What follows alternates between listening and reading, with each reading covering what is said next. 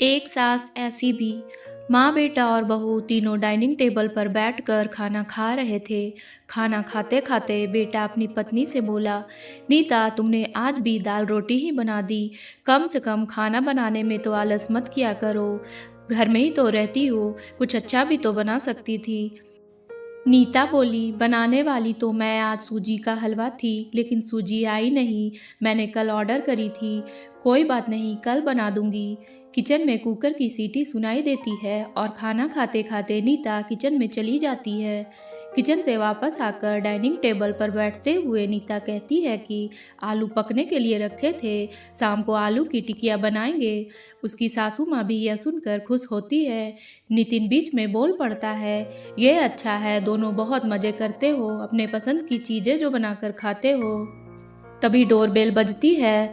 नीता फिर से खाने की टेबल से उठकर दरवाज़ा खोलने चली जाती है। दरवाजे पर डिलीवरी बॉय सूजी लेकर आया होता है। पार्सल लेकर नीता फिर से डाइनिंग टेबल पर खाना खाने बैठ जाती है। तब माँ बेटे से कहती है कि तू दरवाज़ा खोल देता, बेचारी को खाना खाते समय भी सुकून नहीं है। बेटा कहता है, सॉरी माँ, मैं नहीं उठ सकता, मुझे ऑफिस जाने के लिए देर हो रही है। नितिन खाना खाकर ऑफिस की तैयारी करने के लिए अपने रूम में चला जाता है। कुछ ही सेकंडों बाद नीता को आवाज़ लगाता है, नीता मेरी घड़ी कहाँ है, मिल नहीं रही। नीता खाते खाते ही उसे बताती है, अलमारी के ड्रॉर में देखो। नितिन कहता है, नहीं मिल रही है।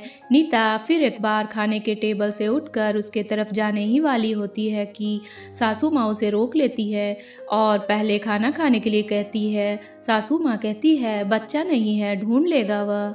अगले दिन सुबह सुबह नितिन अपने बेडरूम में कोई फाइल ढूंढ रहा होता है और उस फाइल को ढूंढने के चक्कर में उसने कमरा तहस नहस कर दिया होता है।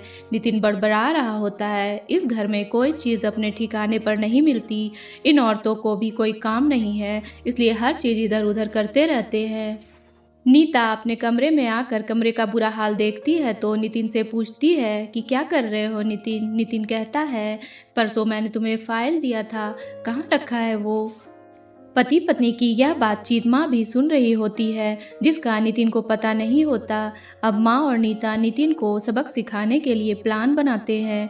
अगले दिन सुबह सुबह जब नितिन नींद से जागता है तो नीता को चाय के लिए चिल्लाकर कह रहा होता है। पास ही में सोफे पर बैठी माँ उससे कहती है, नीता नहीं है, वह अपने माँ के घर गई है, कोई ज़रूरी काम था। नितिन फ़ोन निकालकर नीता को कॉल करने लगता है। तब माँ उसे रोकते हुए कहती है, फ़ोन मत कर, माँ के घर ही तो गई है, आज आ जाएगी एक दो दिन में। नितिन फ़ोन रख देता है और माँ से कह रहा होता है कि माँ चाय। तभी माँ बोल पड़ती है, हाँ हाँ दो, कब बनाना, मैं अभी पीऊँगी। बेमन से नितिन किचन की तरफ चाय बनाने के लिए जाने लगता है। तब माँ फिर से खड़े होते हुए कहती है, अरे बेटा रुको। नितिन को लगता है कि माँ उसे रोककर चाय बनाने चली जाएगी, लेकिन माँ कहती है, मेरी चाय में थोड़ी चीनी कम डालना। नितिन चाय बनाकर लाता है। माँ और बेटा दोनों चाय पी रहे होते हैं।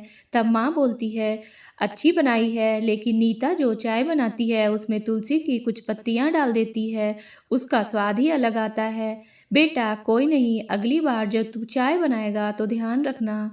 नितिन माँ की तरफ देखता ही रह जाता है। थोड़ी देर बाद नितिन माँ से कहता है, माँ आज खाने में मटर पनीर। माँ फिर से नितिन की बात काटते हुए बोलती है, अरे वाह, आज मेरा बेटा मुझे मटर पनीर बनाकर खिलाएगा। अच्छा है, अच्छा है, काफ़ी दिनों से मटर पनीर खाने की इच्छा हो रही थी। नितिन कहता है, अरे माँ, मैं तुम्हें मटर पनीर बनाने के लिए कह रहा था। माँ कहती है, नहीं बेटा, मेरे घुटनों में बहुत दर्द रहता है, मैं इतने घंटों तक किचन में नहीं खड़ी रह सकती। नितिन अपना फ़ोन निकालकर रेस्टोरेंट से ऑर्डर करने लगता है। तब माँ उसे रोकते हुए कहती है, इस उम्र में मेरा पाचन अच्छा नहीं रहता बेटा, मुझे गैस हो जाती है और तुम मुझे बाहर का खाना खिलाना चाहते हो। तू तो अपनी माँ से प्यार ही नहीं करता। नितिन ना चाहते हुए भी घर का खाना बनाने के लिए किचन में चला जाता है। 1 घंटे बाद खाना बन के तैयार हो जाता है। नितिन 2 थाली में खाना परोसकर माँ के पास आता है। माँ देखती है कि नितिन ने दाल रोटी बनाई है। माँ नितिन से कहती है, अरे बेटा, तू तो मटर पनीर बनाने वाला था ना। नितिन कहता है, माँ यह आसान था बनाने के लिए। माँ कहती है, नीता होती तो मुझे आज मटर पनीर बनाकर ही खिलाती। चलो कोई बात नहीं, मैं कहाँ हर दिन मटर पनीर खाती हूँ, आज भी दाल रोटी ही खा लूँगी। आप बैठ साथ में मिलकर खाना खाते हैं। दोनों बैठकर खाना खाने लगते हैं। नितिन ने पहला निवाला मुंह में रखा ही होता है कि माँ उसे कहती है, अरे बेटा, दाल में नमक थोड़ा कम है, जाकर जरा नमक लेकर आ। नितिन खाते खाते उठता है और किचन से जाकर नमक लेकर माँ को देता है, फिर अपना खाना खाने बैठता है। बीच में ही माँ खांसने लगती है और नितिन से कहती है, अरे बेटा, खाना गले में अटक गया है, थोड़ा पानी लेकर आ। नितिन फिर से खाना खाते खाते उठता है और पानी लेकर माँ को देता है। इन सब से नितिन के मुंह पर परेशानी साफ देखी जा सकती है। नितिन को अब महसूस हो रहा था कि जैसा बर्ताव वह नीता के साथ करता है, उसे कितना बुरा लगता होगा। हालांकि नीता के मुंह पर कभी उसने सिकन नहीं देखी थी। माँ यही नहीं रुकती, खाना खा के हो जाने पर माँ नितिन को थालियाँ धोने के लिए कहती है। फिर माँ अपने बेड पर आराम करने लगती है।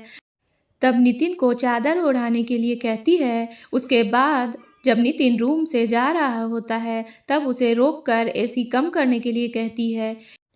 इन सब कामों से नितिन अपने आप परेशान हो जाता है, लेकिन कुछ बोल नहीं पाता। अगले दिन सवेरे सवेरे नितिन खाना बनाने के लिए सब्जियां काट रहा होता है, लेकिन उसका ध्यान सब्जियों पर नहीं होता। वह नीता के बारे में सोच रहा होता है और पछतावा कर रहा होता है कि वह कितना गलत था कि हाउसवाइफ का काम आसान होता है। तभी बेख्याली में उसकी उंगली कट जाती है, उससे खून बहने लगता है और वह बेसिन में अपनी उंगली धोने के लिए चला जाता है। तभी नीता उसके पास आकर उसके हाथों में पट्टी बांधने लगती है। यानी कि नीता कभी माँ के घर गई ही नहीं थी। यह तो सास बहू के प्लान का हिस्सा था, जिससे वह नितिन से छुपकर उसी के घर में रह रही थी। नितिन नीता को देखकर काफी खुश हो जाता है। नितिन नीता से कहता है, घर का काम हम दोनों मिलकर किया करेंगे। नीता पूछती है, ऐसा क्यों? नितिन कहता है कि मैं घर का काम सीख जाऊंगा और घर अगर हम दोनों का है तो घर का काम भी हम दोनों का ही होना चाहिए। उम्मीद है कहानी पसंद आई होगी। अगर कहानी पसंद आए तो मेरे वीडियो को लाइक करें और मेरे चैनल को सब्सक्राइब करना ना भूलें। धन्यवाद।